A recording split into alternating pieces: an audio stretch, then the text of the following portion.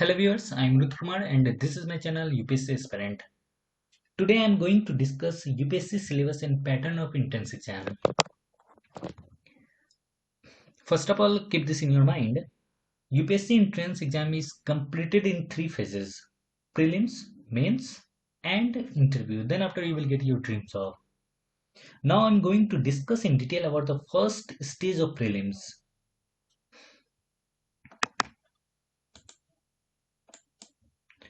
Prelims is completed in two phases. Your first paper is GS and second paper is CSET. 100 question will be asked from GS and each question will be of 2 marks. So the total marks will be of 200 marks. Similarly in CSET, 80 questions will be asked and each question will be of 2.5 marks. So the total marks will be of 200 marks. Uh, by adding both the paper, by adding the marks of both the paper, it becomes 400 marks. And I think you should remember some points while appearing in the prelims. It is mandatory to appear GS and CSET to qualify for the mains. Prelims score. Your prelims score will not be added to the final score. Question paper of prelims will be bilingual. That is a question written in both languages, Hindi and English. There is a negative marking. Please be very careful. There is a negative marking of 1/3 for every incorrect answer. Okay. The syllabus of prelims and mains are same. The difference is only in prelims objective questions are asked, but in mains descriptive paper will be asked.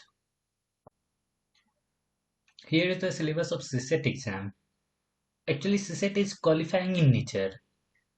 The UPSC prelims syllabus for the CSET paper is as mentioned on the screen. These are the topics like comprehension, interpersonal skills, logical reasoning and analytical ability, general mental ability, basic numeracy. It is up to class 10th level. Data interpretation, it includes charts, graphs, tables, etc. It is also up to class 10th level. Now I'm going to give details about the mains exam. The UPSC exam pattern for the mains stage consists of 9 papers conducted over 5 to 7 days. Generally, it is conducted over 5 to 7 days. All the paper consist of a descriptive answer type question. The Indian language paper covers any of the language included in the 8th schedule of the Constitution. All the mains paper except for the language paper A and B are of merit ranking nature. Paper 1 to 5 to be given weightage. Now coming to the main part of this video, and that is the syllabus of GS paper. Here is the syllabus of GS paper first. These are the topics: Indian heritage and culture, history and geography of the world and society. These are the syllabus in detail of the first paper. Indian culture, modern Indian history, the freedom struggle, post-independence, history of the world, salient features of the Indian society, diversity of India, role of women and women's organization. You can take a screenshot of the syllabus. Effect of globalization, social empowerment, salient features of the world's physical geography, distribution of key natural resources across the world, important geophysical phenomena such as earthquake, tsunami, volcano. It is better that to note down the syllabus.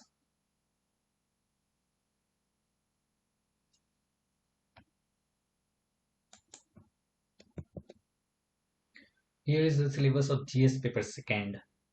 These are the topics: governance, constitution, polity, social justice, and international relations. These are the syllabus in detail of the second paper. Indian Constitution, functions and responsibility of the Union and states, issues and challenges, separation of powers between various organs, comparison of the Indian constitutional scheme with that of other country, parliament and state legislature, structure, organization and functions of the executive and the judiciary, salient features of the Representation of the People's Act. It is better that you note down the syllabus or you can take a screenshot.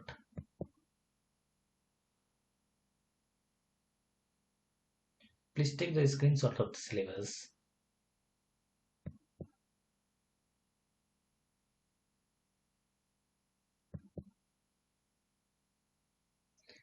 Here is the syllabus of GS paper 3rd. These are the topics: technology, economics, economic development, biodiversity, environment, security and disaster management. These are the major topic. Here is the syllabus in details.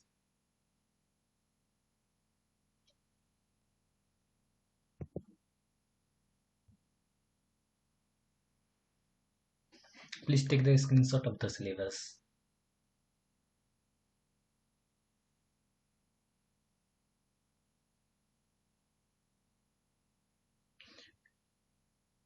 Either you can note down or take the screenshot of the syllabus.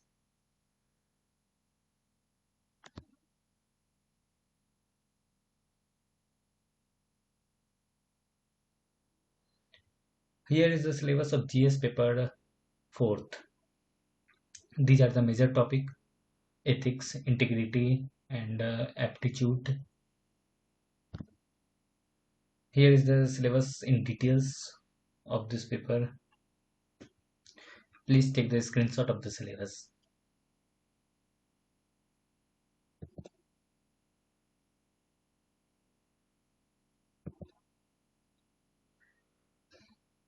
Now come to the optional subject list of IAS exam.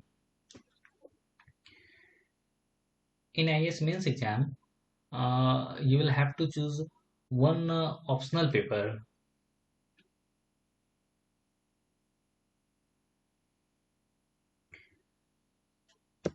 These are 25 optional subjects in the IAS mains exam, and the candidate need to choose only one out of them. These are the paper: agriculture, botany, commerce and accountancy, geography, law, geology, management, medical science, philosophy, sociology. These are the papers. Here note down, the optional subject carries 500 marks out of 1750. I think it is around 30% of the total. So be very careful while choosing optional subject. Candidate can choose any one subject as a optional subject.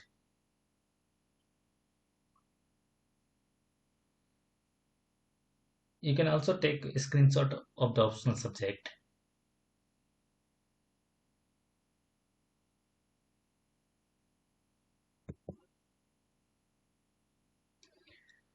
Now, in the main syllabus, you will have to choose a language paper. English is compulsory, no doubt, but in other language paper, you will have to choose anyone from the given list. The languages are Assamese, Hindi, Punjabi, Urdu, Bengali, Kannada, Sanskrit, Malayalam. It is necessary to choose any one optional paper as a literature. You can also take the screenshot of the language paper. I have already discussed in the previous slide.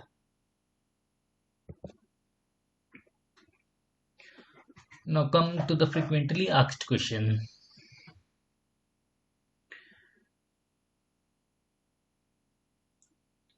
What is the educational qualification for civil service exam?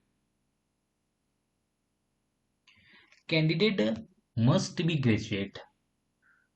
To participate in the exam, candidate must be graduate. What is the age limit?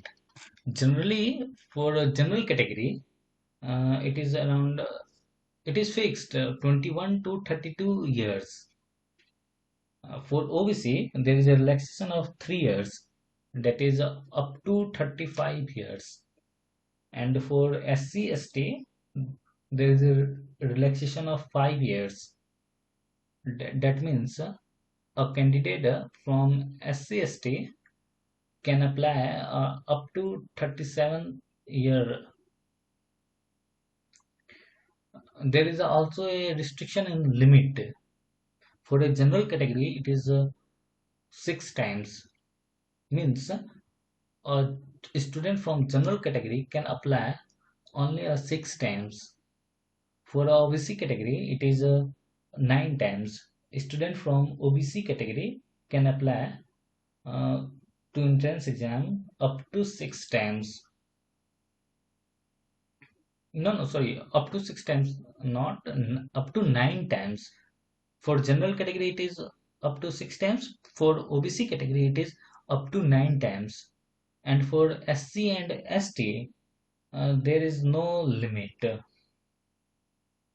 or you can say unlimited. They can apply as their wish. Now come to the pattern of prelims exam. Both paper of prelims are MCQ based. Okay. Paper 1 consists 100 marks. No, paper 1 consists 100 question for 2 marks each. And paper 2, that is the CSET paper, consists of 80 question. And 2.5 marks each. Here note down, candidate have to score minimum 33.33 percentage, or you can say in other words 66 marks to qualifying prelims.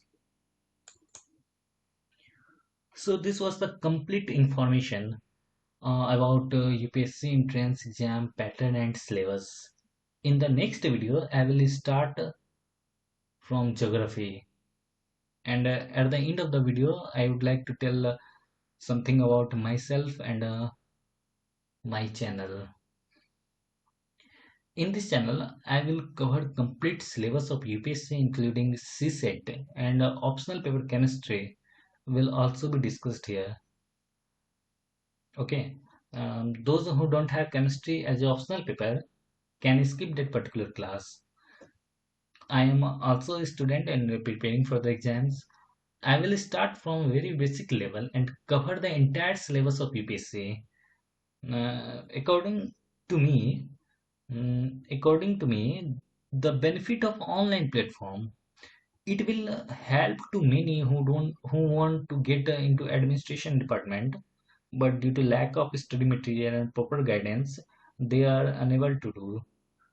Okay, and last, thanks for listening. I hope you learned many things. Until the next video, stay tuned. Have a nice day. Jai Hind.